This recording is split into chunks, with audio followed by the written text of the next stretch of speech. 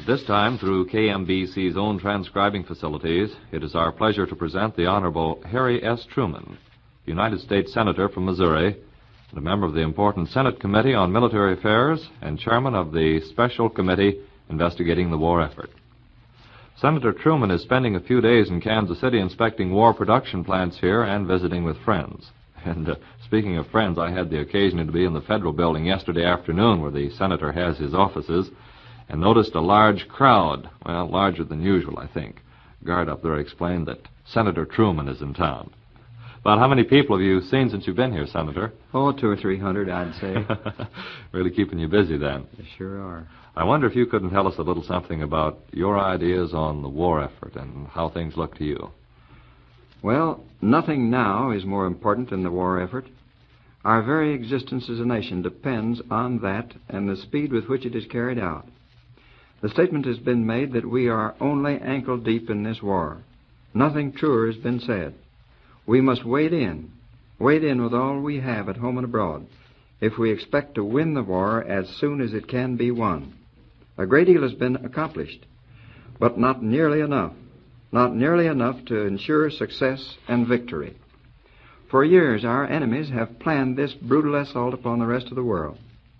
For years, they have been accumulating vast arsenals of arms and weapons of war.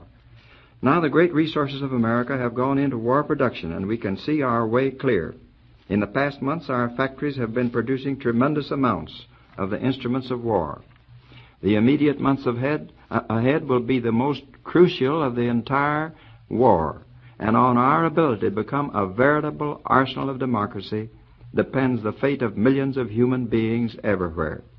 In the coming months, we must translate into reality the production goals which only a year ago were deemed fantastic and impossible of attainment.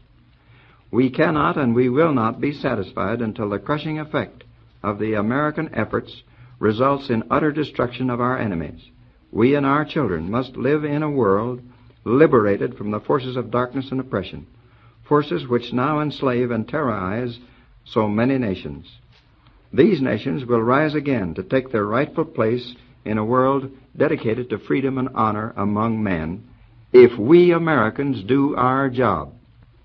It is now time for every one of us to realize that the sacrifices that have been made in the past are as nothing to those that must be made now. Sacrifices must be made by industry. There can be no more business as usual. There can be no more profits as usual. Industry, all industry, must be directed to the same single purpose, victory.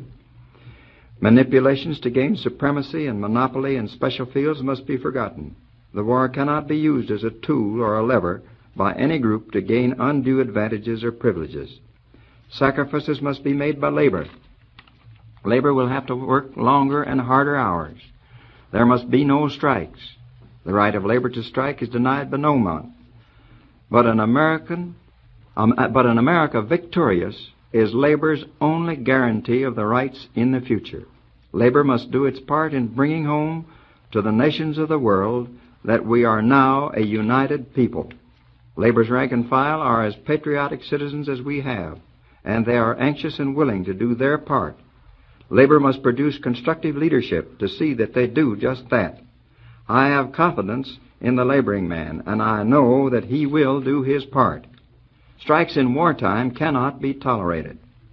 America's answer to the enemy is not confined to the production lines alone. No group is contributing more to the successful prosecution of this war than the American farmer.